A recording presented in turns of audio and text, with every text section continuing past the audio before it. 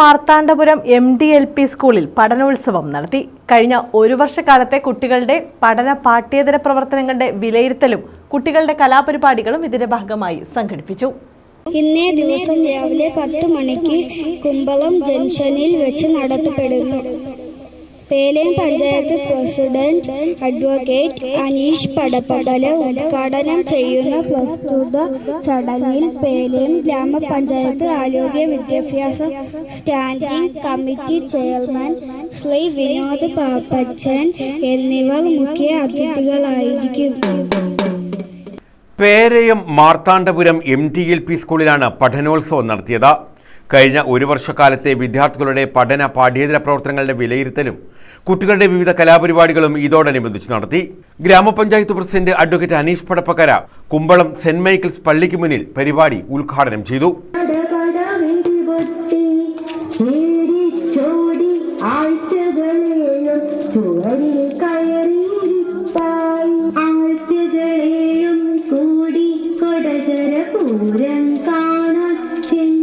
PTA president main മോൾ അധ്യക്ഷത വഹിച്ചു.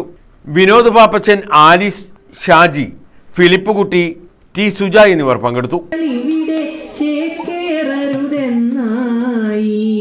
പരദേശികളാ പറവകളിവിടെ ചേക്കേറരുതെന്നായി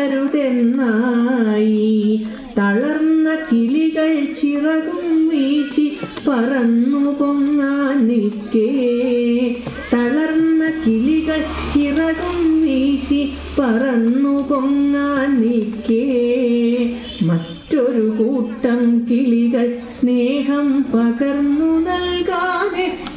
news bureau, Kundara.